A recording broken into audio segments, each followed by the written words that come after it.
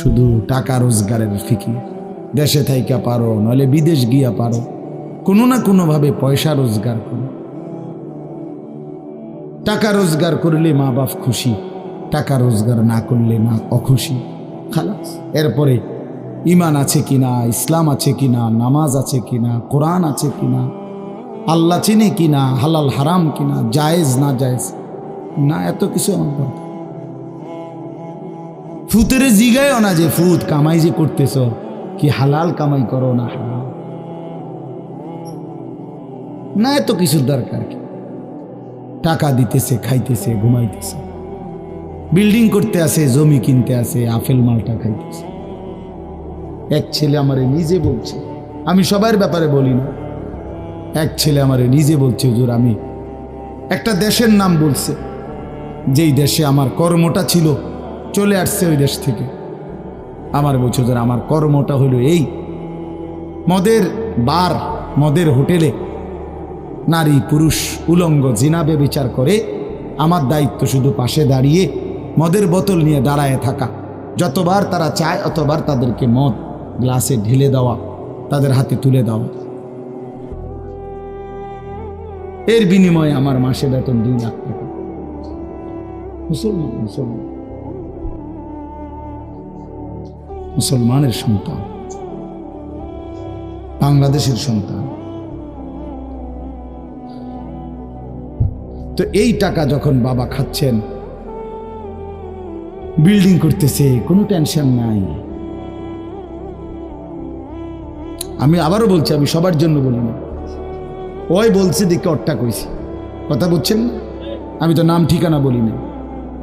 হে আত্মীয়তার আইয়ুহাল কাত আইয়ুহাল কাতে, আত্মীয়তার সম্পর্ক ছিন্নকারী ব্যক্তি, আসো। এই জন্য ভাইয়ের সাথে যুদ্ধ করছো, বোনের সম্পদ নষ্ট করছো, চাচারে সম্পত্তি দাও নাই, এই জন্য, এই দুনিয়ার জন্য নাও, এখন না, এখন যা লাগে নাও। এইভাবে প্রত্যেক নাফরমান পাপীকে, হে হারামখোর সুদ করে দিগা, এখানে টাকা যা লাগে নে, নে বাটপার, এখান থেকে টাকা নে, কি পরিমাণ টাকা দরকার ছিল নে। এইভাবে রাসূলুল্লাহ সাল্লাল্লাহু আলাইহি সাল্লাম বলেন, দুনিয়ার এই সম্পদগুলো কথা বলবে আর ডাকবে, ডাকলে মানুষ আচ্ছা এইটা তখন কেরম লিখবো, কথা বোঝেন নাই? এডিজন কথা বলবে, ডাকাডাকি করবে, মানুষ কি বলবে? লোকেরা তো সবাই দাঁড়াইছে, মানুষও তো দাঁড়াইছে, তারারই তো ডাকতেছে, তো তারা কি বলবে? ওয়াকালাল ইনসানু মা লাহা, আল্লাহ নিজেই বলতেছে, লোকেরা তখন মানুষগুলো বলবে মা লাহা, এটা কি হলো, আরে এইটা কি কারবার, এগুলো কথা বলে কেমনে, এগুলো কি কয়, এরা আমারে চিনলো কেমনে, আমি যে সিটার, আমি বাটফারে চিন্তা লাগলো, ইন্নালিল্লাহ, একেবারে পুরা ধরা অনবিচার আচার কিছুই শুরু হয়েছে না, এখনই বেজ্জুতি, বাকিটা তো অবস্থা খারাপ। মানে অর্থাৎ মানুষগুলো অবাক হয়ে বলবে মা লাহা, কি হলো জমিনে, কি হলো এগুলোর, এরা এমন করছে কেন, এরা কথা বলছে কেন? আহ, আল্লাহ বলেন ইয়াউমাইদিন তুহাদ্দিসু আখবারাহা, আল্লাহ তাআলা বলেন বান্দা হে কি দেখছো হবে, এই মাত্র দেখলা স্বর্ণরূপ্য টাকা পয়সা কথা বলে, এখনো না দেখবা আসল খেলাটা। ইয়াউমাইদিন তুহাদ্দিসু আখবারাহা, আল্লাহ বলেন এখন দেখবা সরাসরি এই হাসরের মাঠে তোমার সামনে, তোমার পায়ের নিচের জমিন, তোমার পুরা জিন্দেগির কথা, তোমার যত তথ্য, ভালো কিংবা মন্দ, নেক কিংবা গুনাহ, তোমার সমস্ত কিছু রাতের কিংবা দিনের, একাকী কিংবা প্রকাশ্যের, গোপন কিংবা আড়ালের, আল্লাহর কসম জমিন সবটা এখন তোমার সামনে বলে দিবে। ইয়াউমাইদিন তুহাদ্দিসু আখবারাহা, রব্বুল আলামিন বলেন জমিন সবটা কথা বলে দিবে, ভালোটাও মন্দটাও, আলোটাও অন্ধকারটাও, একাকীও অন্ধকারেও, প্রকাশ্যেও, সবার মাঝেও সব বলে দিবে। রাতের চুরি বলে দিবে, রাতের তাহাজ্জুদটাও বলে দিবে, মদের আড্ডার কথাও বলে দিবে, জুয়ার আড্ডার কথাও বলে দিবে। সারা রাত যুবক উলঙ্গ ছবি দেখেছ, আল্লাহর কসম সেটাও বলবে। যে যুবক মালিকের সেজদা দিয়েছে সেটাও বলবে, তাহাজ্জুদ শোনাবে, আবার সবার সাথে যে জামাতে নামাজ পড়েছে এটাও বলবে, সব কিছু বলে দিবে। আল্লাহ বলেন, যদি মানুষ ভাবতে চাও জমিন কিভাবে কথা বলে, স্বর্ণরৌপ্য কিভাবে কথা বলে, আল্লাহ বলেন বিআন্না রাব্বাকা আওহা লাহা, আল্লাহ তাআলা আদেশ করেছেন বলেই কথা বলে। আল্লাহ বললে, হুকুম করিলে আল্লাহর গোটা কায়নাত, গোটা সৃষ্টি জগৎটাই কথা বলে। وشهد عليهم سمعهم وأبصارهم وجلودهم بما كانوا يعملون। আল্লাহ বলে, হাসরের ময়দানে বান্দা, তোমার কান, তোমার চোখ, তোমার সারা দেহের চামড়া, জুলুদুহুম, তোমার সারা দেহের চামড়া, হাসরের ময়দানে তোমার পুরা জিন্দিগির কর্মকাণ্ড বলে দিবে। চামড়াগুলো বলবে, চামড়া, মানুষের শাহওয়াত চামড়াতে। এই জন্য সমস্ত যৌনতার ঘটনা, অসভ্যতার ঘটনা শরীরের চামড়া বলে দিবে। মানুষের শাহওয়াত চামড়া, কথা বুঝছেন কি? হ্যাঁ, চর্মে, চামড়ার মধ্যে শাহওয়াত, কামনা, বাসনা, যৌন চাহিদা। এই জন্য যত লোক দেখবেন বিভিন্ন হসপিটালে, যত ডাক্তার চর্মরোগের ডাক্তার, তত লোক যৌন রোগেরও ডাক্তার। হ্যাঁ, চর্ম ও যৌন রোগ বিশেষজ্ঞ, এটা একই বিষয়, একই চ্যাপ্টার। চামড়া মানে আল্লাহ তাআলা বলেন, তোমার চামড়া বলে দিবে কত রাত, কত দিন নারীর প্রতি অবৈধ আগ্রহ, অশ্লীলতার, বেহায়াপনার, অসভ্যতা করেছিলে।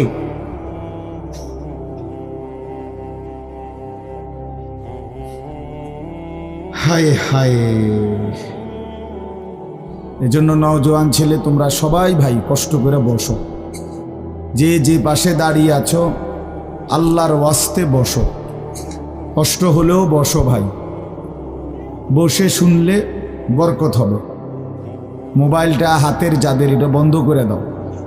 হাতে ধরা যেই মোবাইলগুলো, এগুলো বন্ধ করে দাও ভাই, এগুলো নামায়ে ফেলো।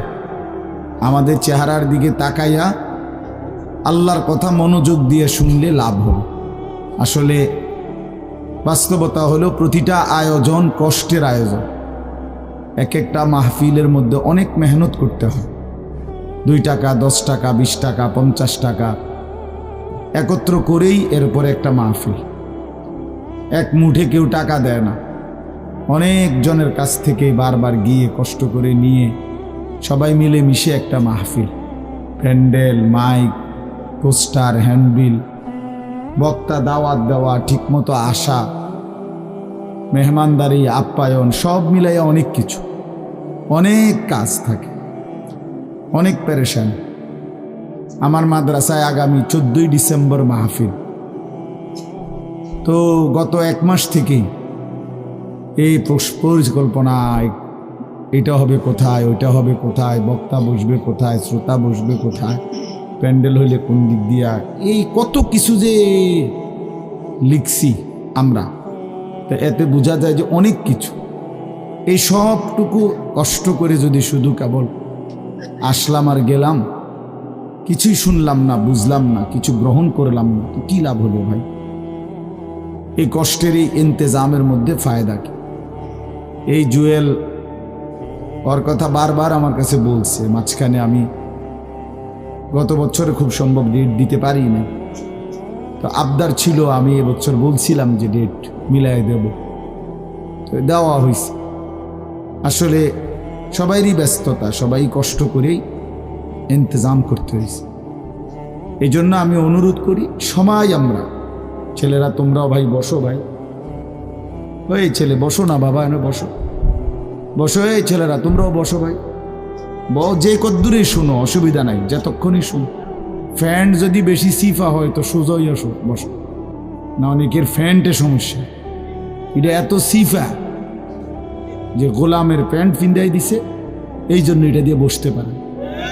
এটা জানুন না? না, এটা ঐতিহাসিক তথ্য, মানে দুষ্টামি না। যাদের প্যান্ট সিফা, এটা হলো গোলামের পোশাক, মানে কৃতদাসের পোশাক। হ্যাঁ, এটা হলো আফ্রিকান, যাদেরকে দিয়ে পৃথিবীতে কৃতদাসের কাজ করাইতো, অর্থাৎ এই ভেড়া, বকরি, উট, দুম্বা এগুলো লালন পালনের কাজ করাইতো। তো তাদেরকে এরকম সিফা প্যান্ট ফিল, মানে টাইট, কেন? যাতে বসতে না পারে। হ্যাঁ সত্যি, এটা ঐতিহাসিক কথা, যাতে বসতে না পারে, কাজে যাতে ফাঁকি দিতে না পারে, এই জন্য এদেরকে এই চিফা প্যান্ট এটা পরায় দিচ্ছে। নাহলে এটা কোনোভাবেই সুস্থ স্বাভাবিক কোনো মানুষের পোশাক না। সামান্যতম সুস্থতা আছে যার ভিতরে, সে এত টাইট এটা পরে কীভাবে? তারা হাঁটে কেমনে, বসে কেমনে, পেশাব পায়খানার জরুরত আছে মানুষের, তাইলে এটা পড়া মানে দাঁড়াইয়া প্রস্রাব করা ছাড়া তো অন্য কোনো সিস্টেম নয়, নাহলে এটা সে কীভাবে বসে? তাইলে এত কষ্ট করে মানুষের পোশাক আল্লাহ তাআলা নাজিল করেছে। ইয়া বনি আদমা কদ আনজালনা আলাইকুম লিবাসান, কোরআন শরীফে আছে। আল্লাহ বলেন, হে বনি আদম, আমি আল্লাহই তোমাদের উপরে পোশাক নাজিল করেছি। পোশাক আল্লাহর দেওয়া। এই যে মানুষ পোশাক পরার এই অনুভূতি, এটা আল্লাহর দেওয়া। আদম আলাইহিস সালামকে আল্লাহ তাআলা সৃষ্টি করে পোশাক ছাড়া পেশ করে নাই ফেরেশতাদের সামনে। কি মনে হয় আপনার? খোলামেলা, বুঝছেন না কথাটা? তো ওনার গায়ে কি ছিল? পোশাক ছিল। তো আল্লাহ তাআলা যখন থেকে আদমকে সৃষ্টি করলেন, তখন থেকে আদমের গায়ে পোশাকও দিল। সেই থেকেই পোশাক। ইউয়ারি সাওআতিকুম ওয়ারিশা, এটাই স্পষ্ট। আল্লাহ বলছে দুইটা উদ্দেশ্যে পোশাক দিলাম। এক, এটা তোমাদের লজ্জা ঢেকে দিবে, আর ওয়ারিশা, এটা তোমাদের সৌন্দর্যের উপকরণ হবে। তাহলে এটার মধ্যে একটা আর্ট আছে, সৌন্দর্য আছে, এটা লজ্জা ঢাকবে। এখন যদি লজ্জাই না ঢাকে, এটা যদি সতরই না ঢাকে, তো এটা হলো কি? আল্লামা তকি উসমানী দামাত বারাকাতুহুমুল আলিয়া হজরত বলছেন যে কোনো মানুষের, পুরুষের সতর কোমর থেকে নিয়ে, নাভি থেকে নিয়ে হাঁটু, এটুকু জায়গা এভাবে ঢাকতে হবে। একে তো মোটা হইতে হবে কাপড়, যাতে করে পাতলার কারণে চামড়া দেখা না যায়। আর একটা হলো এতটুকু ঢিলে ঢালা হইতে হবে, যাতে করে এতটা টাইট হইয়া না লাগে, যেন অঙ্গ প্রত্যঙ্গ, রান, পিছনের অংশ কার কেমন এটা বোঝা না যায়। স্বাভাবিক যেন ঢিলে ঢালা হয়, নাই তো এটা কি হয় না? পোশাক হয় না। একবারে শরীর সাইজ কাইটা বানানো, এটা কোনোভাবেই সৌন্দর্য না। তো এই জন্য এটা একটা গুরুত্বপূর্ণ বিষয়। এটা বলে অনেক সময় অনেকেরই দেখি, এই বেচারা আমাদের সাথেও কোনো সময় দেখা করতে আসলে মাদ্রাসায়, মনে করেন মাহফিলের দাওয়াত দিতে আসছে অথবা এমনি দেখা করতে, তো আমাদের তো নিচে বসতে হয়, চেয়ার টেবিল নাই। তো এই নিচে বসতে কইলে আর বই তারা এটারে টানতে টানতে ফ্যান যান শেষ। বেচারা নিজেও কষ্টে প্যারেশানিতে পড়ে, আমরাও প্যারেশানিতে পড়ি। এই জন্য স্বাভাবিক ঢিলে ঢালা পোশাক পরা উচিত, একটু যেন করে চলতে ফিরতে আরাম হয়। ভাই তোমরা বসতে না, তোরা এখান থেকে চলে যাও বেটা, অপদার্থ কোথাকার, যাও এখান থেকে বেটা। হ্যাঁ যাও, তোমার মতো দু চারজন শ্রোতা না হলে কি ফালতু কোথাকার। এতবার বললাম, এটা বসতে ক্ষতি কি? আল্লাহর কথা বসে শুনতে হয়। এটা এতবার একটা কথা বলতেছি, এটা যদি গুরুত্ব না হয় তো এটা কি হলো? বলেন, আল্লাহর কথা বসে শুনতে হয়, এটা তো একটা সার্কাস না। কি বলেন, এটা কি একটা সার্কাস? তাইলে কোরআন শরীফে আছে এটা। মুসা আলাইহিস সালামকে আল্লাহ তাআলা তুর পাহাড়ে জুতা খুলতে বললেন কেন? জুতা খুলে বসবার জন্য।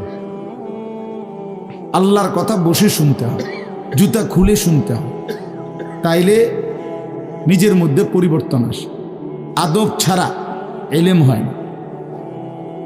কোরআন সুন্নাহর যে জ্ঞান, এই জ্ঞানের জন্য আদব জরুরি, অন্য পড়ার জন্য এটা এতটা জরুরি। বাংলা, অঙ্ক, ইংরেজি, পদার্থ, জীববিজ্ঞান পড়ার জন্য পেশাব করে ফানি লন লাগে না, বুঝেন না কথা? দাঁড়াইয়া বসুক, বসে পড়ুক, বসে পেশাব করুক, এতে কোনো অসুবিধা নেই। কিন্তু আল্লাহর কোরআন পড়বার জন্য, রসুল্লাহ সাল্লাল্লাহু আলাইহি সাল্লামের সুন্নাহ পড়বার জন্য প্রস্রাব করে ঢিলা নিতে হয়, টয়লেট পেপার ব্যবহার করতে হয়, পানি ব্যবহার করতে হয়, পবিত্র হইতে হয়। হ্যাঁ আসো আব্দুর রহমান, তুমি এনে আও। না না না, এখানে আসো। তো এই জন্য এটা জরুরি বিষয়। আমাদের কোরআন এবং সুন্নাহর ইলমের জন্য আপনার আদব জরুরি, আখলাক জরুরি, তহারাত জরুরি। এই যে এখন এখানে একটা, এটা আপনাদের এটা শুধু একটা মহরানা, বরং এখানেও তো কোরআন সুন্নাহর ইলম বলার জন্যই ওলামায়ে কেরাম আপনাদেরকে বসাইছে, ঠিক না? তো তাইলে আদব জরুরি। মাওলানা ইয়াহিয়া বয়ান করতেছিলেন, হ্যাঁ আল্লাহ তাআলা, আমি যেটুকু আইসা মাত্র শুনলাম, আল্লাহ তাআলা হাসরের ময়দানে এক কদম পাও বাড়াইতে দিবেন, জিন্দেগির প্রতি ইঞ্চির হিসাব হবে। আন উমরিহি ফিমা আফনাহু, পুরা হায়াত বান্দা কোথায় ব্যয় করেছো বলো আমাকে, আমার দেওয়া হায়াত। ও আন শাবাবিহি ফিমা আবলাহু, শুধু যৌবনটা কোথায় ব্যয় করেছো সেটা আমাকে আলাদা বলো। ও আন মালিহি মিন আইনা ইকতাসাবাহু ওয়া ফিমা আনফাকাহু, প্রতিটি টাকার ব্যাপারে হিসাব দাও দুইটা। এক, টাকাটা কামাই করছো কেমনে, ব্যয় করেছো কোথায়। ওয়া মাদা আমিলা ফিমা আলিমা, যা যা শিখেছিলা, জেনেছিলে, শুনেছিলে, তা কি পরিমাণ আমল করেছ সেটা বল, সেটা বল। এই জন্য এই বিষয়গুলো জরুরি। বাপ রাসূলুল্লাহ সাল্লাল্লাহু আলাইহি সাল্লাম বলেন, এগুলো উত্তর না দিয়ে কোনো মানব সন্তান হাসরের ময়দানে এক কদম সামনে যাইতে পারবে, এক কদম সামনে। কোরআনুল কারীমের মধ্যে আছে, আল্লাহ তাআলা বলেন, ফাওয়ারাব্বিকা লানাসআলান্নাহুম আজমাইন আম্মা কানু ইয়ামালুন। আল্লাহ তাআলা বলেন, আমার কসম, মানে আল্লাহর কসম, আল্লাহ নিজের কসম করে বললেন, আমি অবশ্যই তোমাদেরকে জিজ্ঞেস করব, অবশ্যই অবশ্যই সকলকে, আজমাইন, সকলকেই আমি আল্লাহ জিজ্ঞেস করব, আম্মা কানু ইয়ামালুন, দুনিয়ার হায়াতে যা তোমরা করেছিলে। এই জন্য আল্লাহ তাআলার আড়াল হওয়ার কোনো সুযোগ নেই, হিসাবের বাইরে আমরা কেউ না। আল্লাহ তাআলা বলেন, সুম্মা লাতুসআলুন্না ইয়াওমা ইদিন আনিন নাঈম। আল্লাহ তাআলা বলেন, ওই বাবা, আরে কি প্লাস্টিক না, কথা বলো কেন? আল্লাহ তাআলা বলেন, আমার দেয়া প্রতিটি নিয়ামত সম্পর্কে অবশ্যই আমি তোমাদেরকে জিজ্ঞেস করব, প্রতিটা নিয়ামত। হাদিসের মধ্যে আছে, আল্লাহ তাআলা জিজ্ঞেস করবেন, নবী সাল্লাল্লাহু আলাইহি সাল্লাম বলেছেন, আল্লাহ জিজ্ঞেস করবেন, আলাম নুসিহ জিসমাক, বান্দা আমি মোট এতদিন তোমার শরীর সুস্থ রাখি নাই, সেইটুকু শুকর কি আদায় করেছ বলো। অনুরভিকা মিনাল মা, আমি কি তোমাকে প্রতিবার তৃষ্ণার্ত অবস্থায় পানি পান করিয়ে তোমার তৃষ্ণা নিবারণ করি নাই? যতবার পানি পান করছো, তো এরপরে আমার কি শুকর আদায় করছো বলো বান্দা। আহা বদনসিব মুসলমান তো আলহামদুলিল্লাহ বলতেও জানে, পানি পান করে সেরা যে একবার আলহামদুলিল্লাহ বলবে, এটুকু তো জানে, এটুকু তো জানে। তাইলে এই জন্য বললাম, আমরা কিন্তু প্রত্যেকেই আমাদের হায়াত, ইয়াহিয়ার ওই কথার থেকে আমি বললাম, আমাদেরকে উত্তর দিতে হবে। ওয়াকিফুহুম ইন্নাহুম মাসউলুন। আল্লাহ তাআলা বলেন, হাসরের ময়দানে ফেরেশতাদেরকে বলবেন, আমার বান্দাদেরকে দাঁড় করাও, তাদেরকে এখন জিজ্ঞেস করা হবে একজন একজন করে। ওয়াকুল্লুহুম আতিহি ইয়াউমাল কিয়ামাতি ফারদান। আল্লাহ বলেন, সকলকে আমি আল্লাহর সামনে আসতে হবে একজন একজন। ফারদান অর্থ ওয়াহিদান, একজন একজন আমার সামনে এসে দাঁড়াও, আমার সামনে তুমি একাকী উত্তর দিবে, কোনো দুভাষী থাকবে না, একাকী উত্তর দিবে। এজন্য বাপ আমার, এটা জরুরি বিষয়, আমাদের জন্য জরুরি বিষয়। আমরা যেন আমাদের জিন্দিগির কদর করি। ছেলেরা তোমাদেরকেও বলি, ভাই, হায়াত এই শুধু শুধু কাটাইয়ার মধ্যে কোনো ফায়দা নেই। বুট খাইতে খাইতে নষ্ট করে দিলা জীবন, সামান্য মোবাইলের জন্য জীবন। একটা মোবাইলের আর কতই দাম, 12, 14, 18 হাজার টাকা। তো এই সামান্য টাকার একটা মোবাইল, এর জন্য এত সুন্দর হায়াত শেষ করে দাও, এটা ঠিক না। বন্ধুদের আড্ডায় 5 ঘন্টা 6 ঘন্টা জীবন শেষ করে দিলেন। আল্লাহ আমাদেরকে বুঝ দান করেন। এজন্য চলেন, প্রতিটা মাহফিলের বয়ান মনোযোগ দিয়ে শুনবেন, জুমার নামাজের বয়ান মনোযোগ দিয়ে শুনবেন। যখনই ওলামায়ে কেরাম কথা বলে মনোযোগ দিয়ে শুনলে ধীরে ধীরে পরিবর্তন হয়। মানুষ একদিনে বদলায় না, এটা আমরাও জানি। একদিনে কোনো জুনায়েদ বাগদাদি হয়ে যাবেন, একদিনে কোনো আব্দুল কাদের জিলানি হয়ে যাবেন। ওনারা নিজেরাও একদিনে হয় নাই, তা আপনি হইবেন কেন? বুঝেন নাই? জুনায়েদ বাগদাদি এত বড় আল্লাহর ওলি হয়েছে একদিনে, তো বাইজিদ বুস্তামি এত বড় আল্লাহর ওলি হয়েছে একদিনে, তো আপনি হবেন কেন? কাজে এইটা কোনো কথা না। কিন্তু শুনতে থাকলে, গুরুত্ব দিলে, আন্তরিকতা দিয়ে শুনলে একদিন আল্লাহ তাআলা বদলে দেয়, পরিবর্তন নসিব হয়।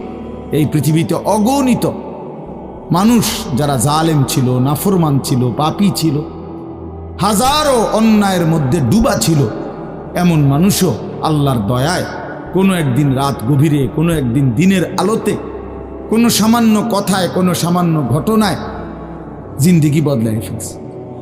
পিছনের জীবন থেকে তাওবা করে নতুন জীবন গ্রহণ করছে। আল্লাহ পাককে রাজি খুশি করে জামানার আউলিয়া হয়ে গেছে। এরকম বহু ঘটনা আছে, বহু ঘটনা। এই জন্য আমরা ইনশাআল্লাহ মনোযোগ দিয়ে আল্লাহর কথা, আমার বয়ান না শুধু সমস্ত আলেমদের বয়ান মনোযোগ দিয়ে শুনবেন। বলেন ইনশাআল্লাহ।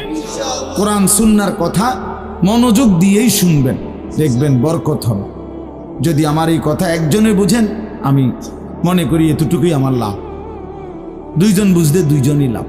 আল্লাহ আমাদেরকে তৌফিক দান করুন। চলেন,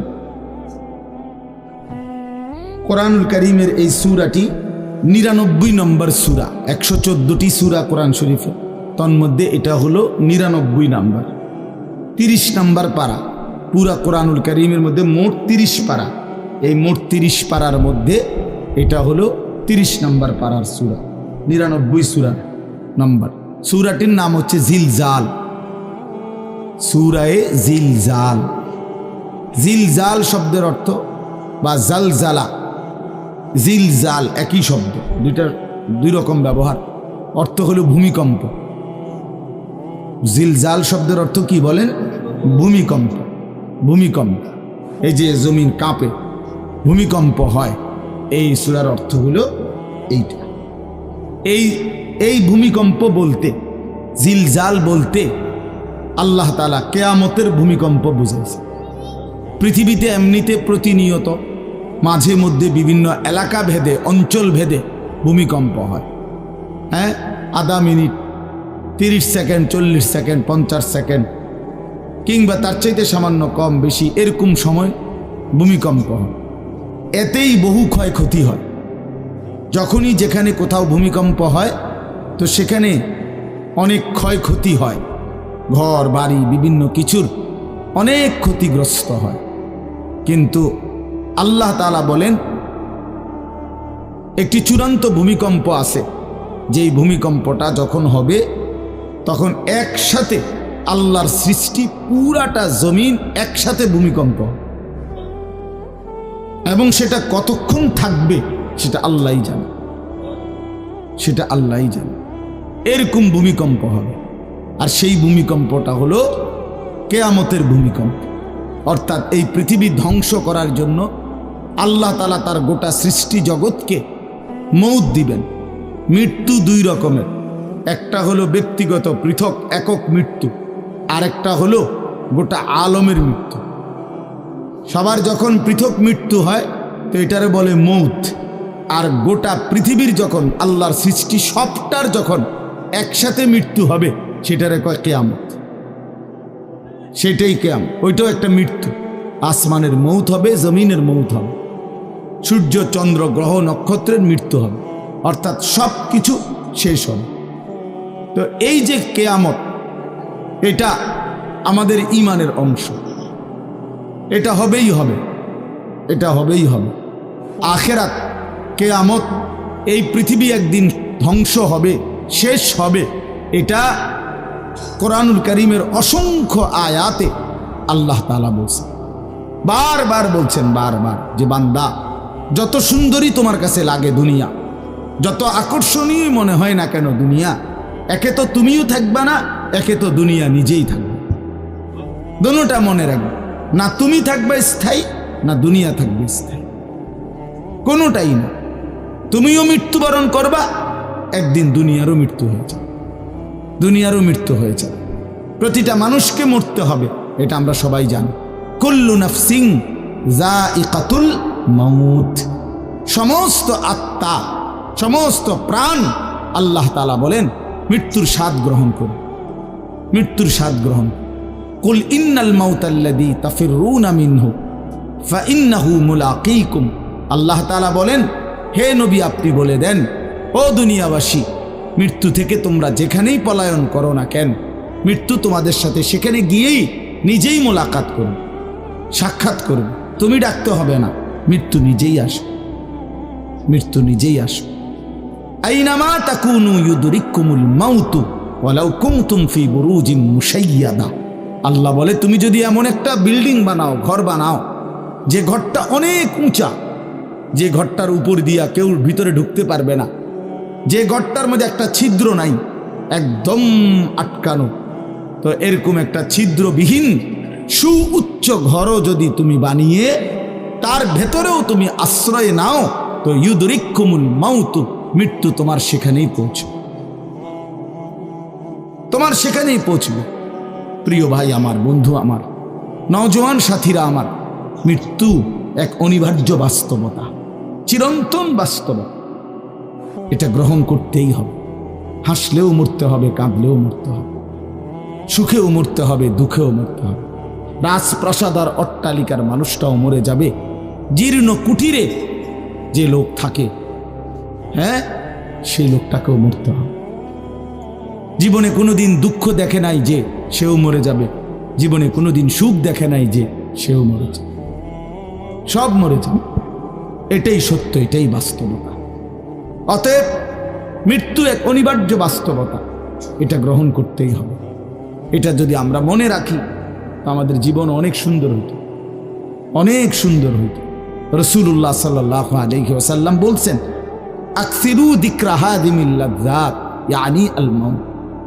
আল্লাহর নবী বলেন, আমার উম্মত, তোমরা বেশি বেশি ওই জিনিসটা স্মরণ করো, যে জিনিস তোমাদের সমস্ত স্বাদ, আনন্দ, আহ্লাদ চিরতরে মিটায় দেবে, তোমারে চিরস্তব্ধ করে দেবে।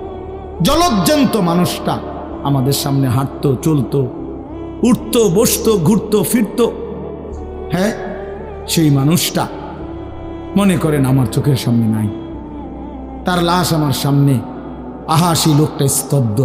পৃথিবীর কত মানুষ কত আওয়াজ করতেছে, কত শোরগোল করতেছে, কিন্তু এই লোকটা হাতও নাড়ে না, পাও নাড়ে না, চোখও মেলে না, আর কিছুই করে না। এ কি আশ্চর্য বিষয়! চোখের সামনের এই মানুষটা নাই, কি হলো তার? কে তারে থামায় দিল? কে তারে স্তব্ধ করে? এ তো আমার মতো ঘুরতো, ফিরতো, হাঁটতো। আহ, আমার আব্বারে আমি কত দেখছি, একদিন আমার আব্বা চলে গেল। আমার দাদারে আমি কত দেখছি, আমার দাদা একদিন চলে গেল। আমার জ্যাঠারে আমি দেখে আসছি, দোয়া করে আসছি, ফু দিয়ে আসছি।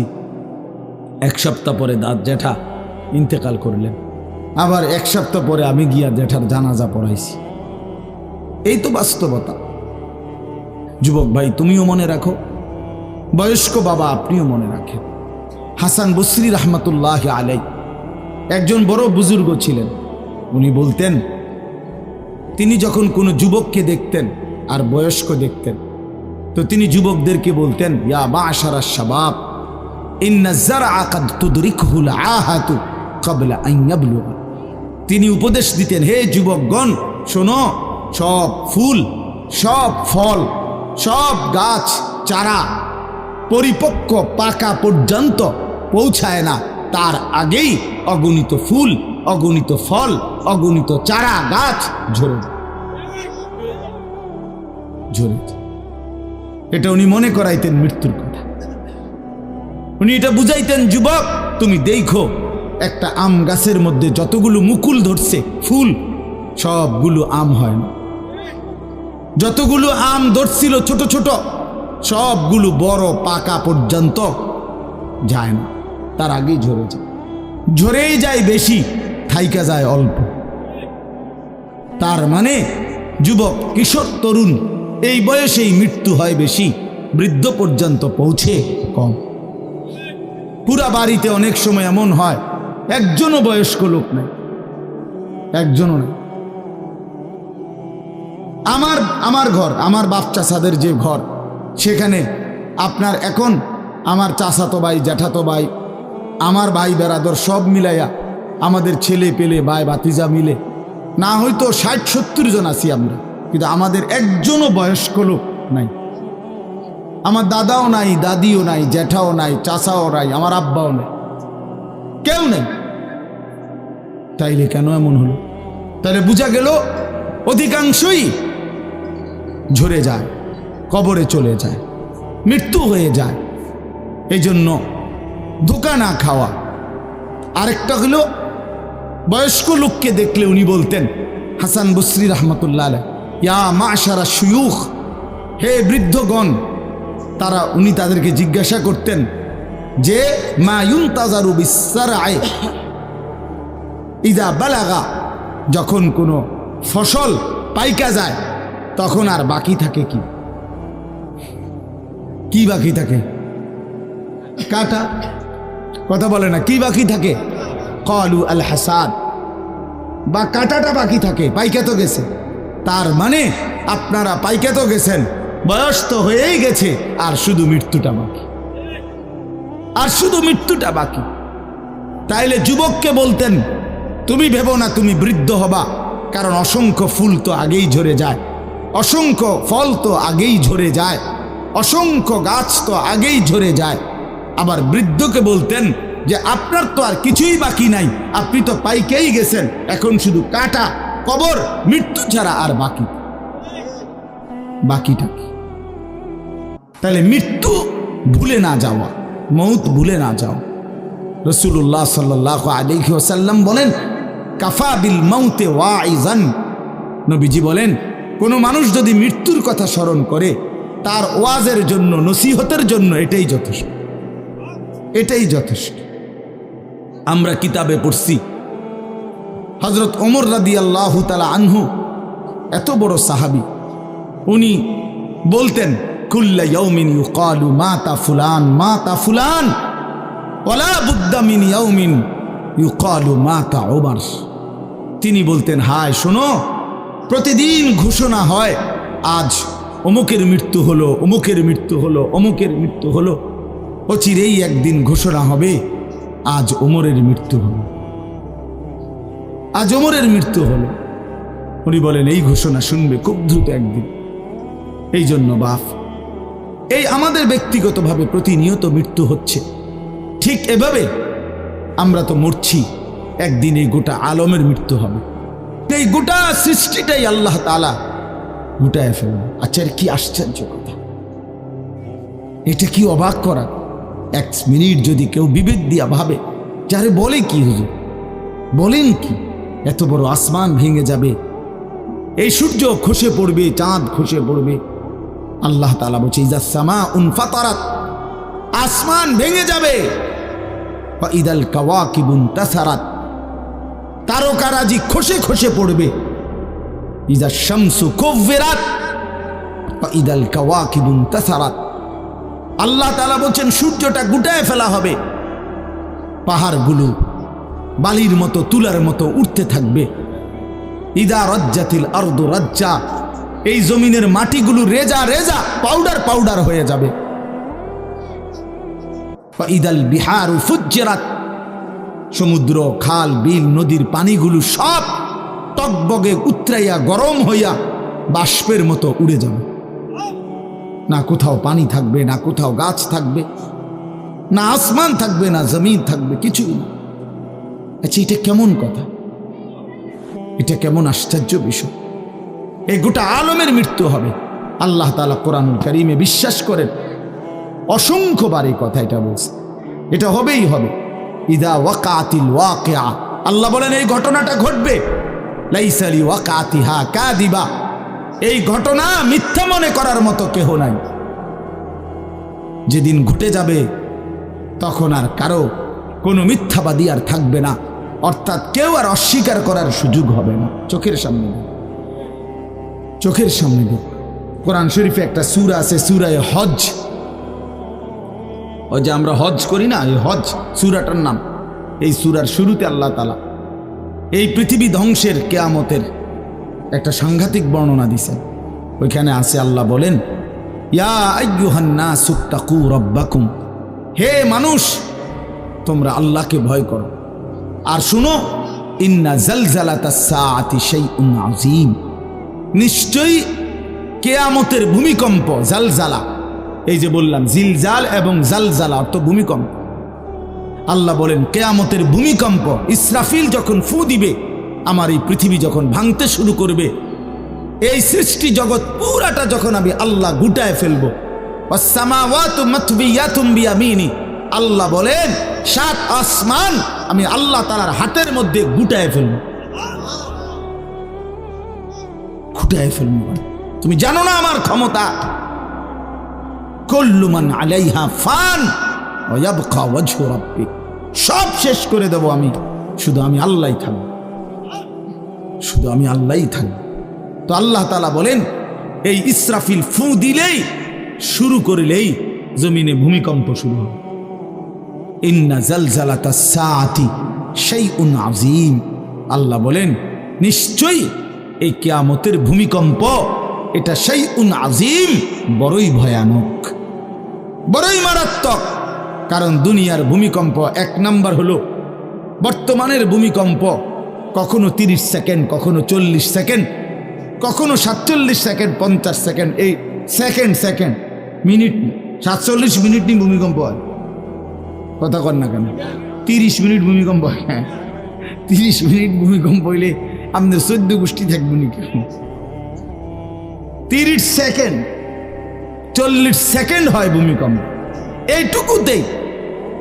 এইটুকুতে একে তো সময় সামান্য, দ্বিতীয়ত হলো একসাথে গোটা পৃথিবীতে হয় না, এদিকে হলে ওইদিকে হয় না, এরকম। কিন্তু আল্লাহ তাআলা বলেন ইসরাফিল ফু দিলে যে ভূমিকম্পটা হবে, সেই ভূমিকম্পটা গোটা পৃথিবী একসাথে নাড়ায় দিবে, একসাথে মিলে। 47 সেকেন্ড না, কতক্ষণ সেটা আল্লাহই জানে। তখন অবস্থা কি হবে? মানুষের আতঙ্ক, এই ভূমিকম্পে আতঙ্ক। হ্যাঁ, আমি একবার চাঁদপুর মাহফিলে ছিলাম, রাত্রে ঘুমাইছি মসজিদের রুমে, ইমাম সাহেবের রুমে।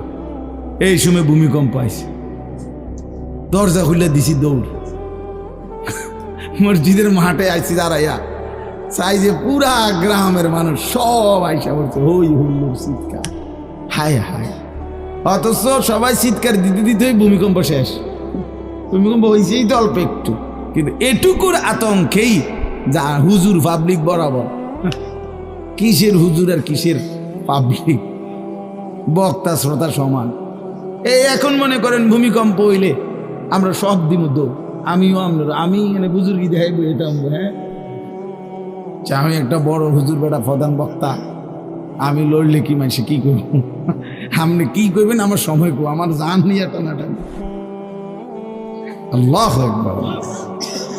তো এই সামান্য ভূমিকম্প, কিন্তু আল্লাহ তাআলা বলেন ইসরাফিল সিংহা ফু দিলে যে ভূমিকম্প হবে বান্দা, সেটা বড়ই ভয়ানক, সেটা সারা পৃথিবী নড়বে একসাথে। তখন কি হবে মানুষের আতঙ্ক? ইয়াউমা তারাউনাহা তাযহালু কুল্লু মুরদিআতিন আম্মা আরদাআত। এই 1 নম্বরে আল্লাহ বলেন যে মা তার বাচ্চাটাকে দুধ পান করাইতেছিল, এই কোলের বাচ্চা, দুধের বাচ্চা, আপন মা তার দুধের বাচ্চা ভুলে যাবে, ফেলে দিবে, ছুঁড়ে মারবে, আর মা পাগলের মতো দৌড়ানো শুরু।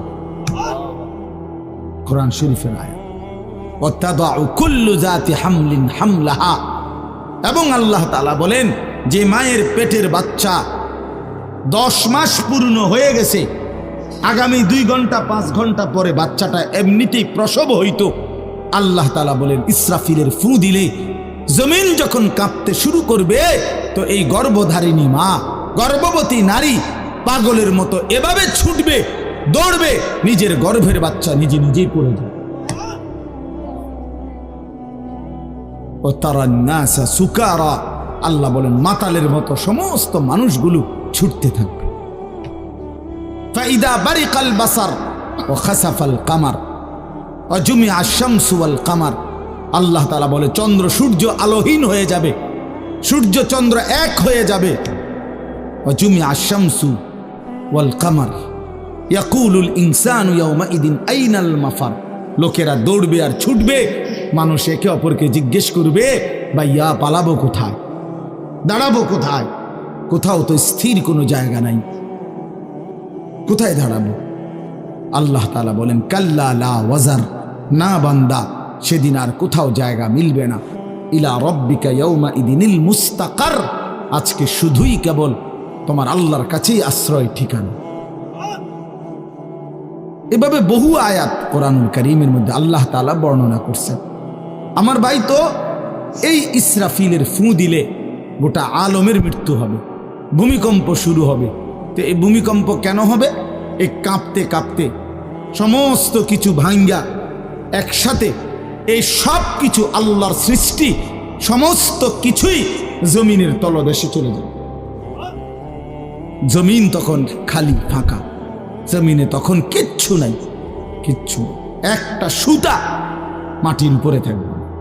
এই প্রথমবার ইসরাফিল ফু দিলে সমস্ত কায়নাত, ইনসান, জিন, আল্লাহর সমস্ত সৃষ্টি মাখলুকাত সব জমিনের তলদেশে চলে যায়।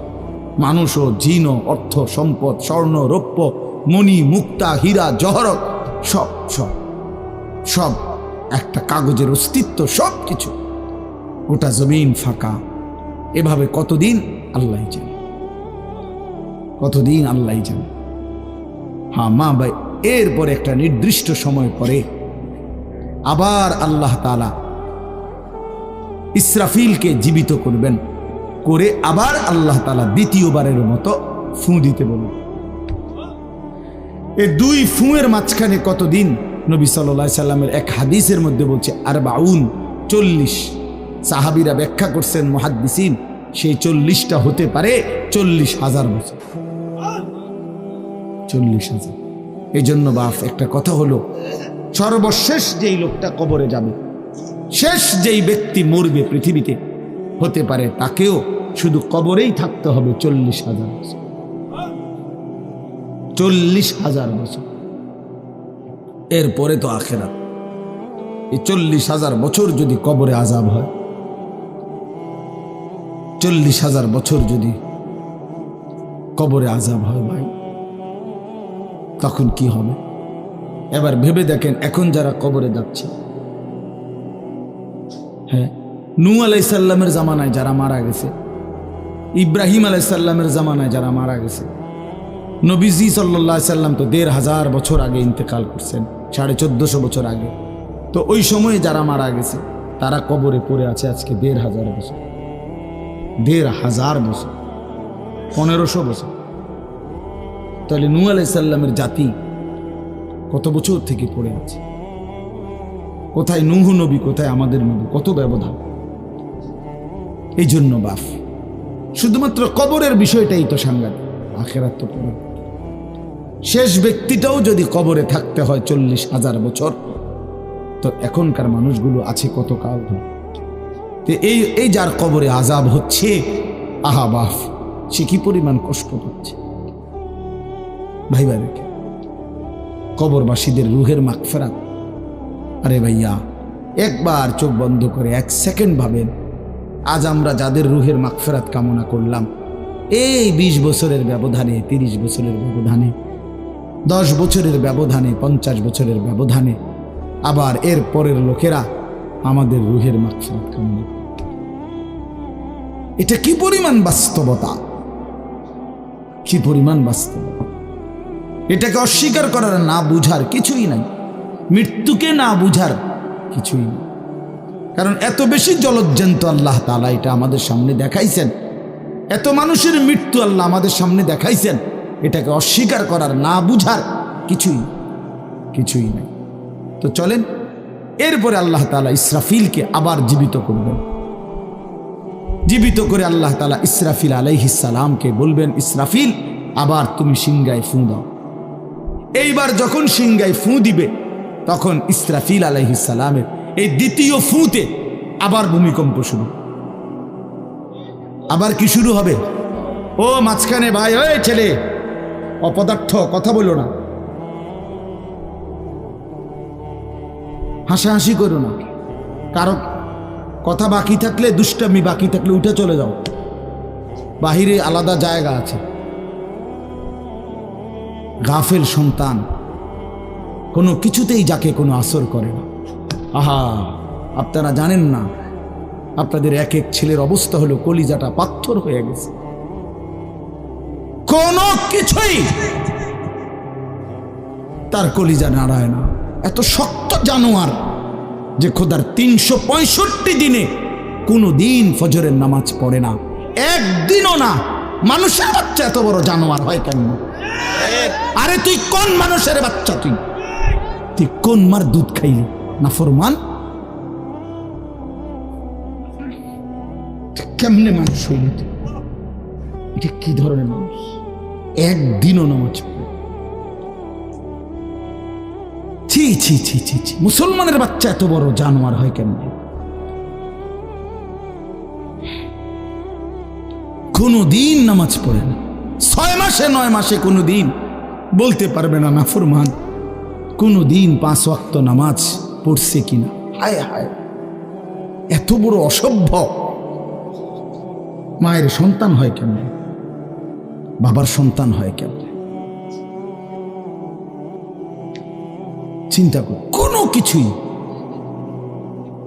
ছেলে পেলেদের হালাত হলে এই পরিমাণ লাগাম ছাড়া কিসের মা কিসের বাবা, কে তার মা কে তার বাপ, কে কি তার ধর্ম, তার আল্লাহকে, তার রসুলকে, তারে বানাইছে কে, আসছে কোত্থেকে, কেন আসছে, কি করতেছে, কি করছে, কিচ্ছুর খবর নেই। কিচ্ছুর খবর। আসে, হাঁটে, বুট খায়, বন খায়, মোবাইল টিপে, খারাইয়া মতে, বইয়া মতে, বন্ধু বান্ধবদের সাথে আড্ডা দেয়, মেয়ের পিছনে ঘুরে, অসভ্য অশ্লীল কথাবার্তা বলে। এটা কি একটা জিন্দিগি হলো? ভেবে দেখেন। ওফ, কোন সুস্থ স্বাভাবিক মানুষ এমন হয়? বলো ভাইয়া, বলো। রাগ করো না বাপ, কে তোমা করে মনে করাই দিবে? কেউ মনে করায়। হা, বাবা মারও ফিকির শেষ, শুধু টাকা রোজগারের ফিকির। দেশে থাইকা পারো, নইলে বিদেশ গিয়া পারো, কোনো না কোনো ভাবে পয়সা রোজগার করো। টাকা রোজগার করলে মা বাপ খুশি, টাকা রোজগার না করলে না অখুশি। খালাস। এরপরে ইমান আছে কিনা, ইসলাম আছে কিনা, নামাজ আছে কিনা, কোরআন আছে কিনা, আল্লাহ চিনে কিনা, হালাল হারাম কিনা, জায়েজ না জায়েজ না, এত কিছু আমার দরকার। ফুতেরে জিগায়ও না যে ফুত কামাই যে করতেছ, কি হালাল কামাই করো না হারাম না, এত কিছুর দরকার কি? টাকা দিতেছে, খাইতেছে, ঘুমাইতেছে, বিল্ডিং করতে আসে, জমি কিনতে আসে, আপেল মালটা খাইতেছে। এক ছেলে আমারে নিজে বলছে, আমি সবার ব্যাপারে বলি না, এক ছেলে আমারে নিজে বলছে, হুজুর আমি একটা দেশের নাম বলছে, যেই দেশে আমার কর্মটা ছিল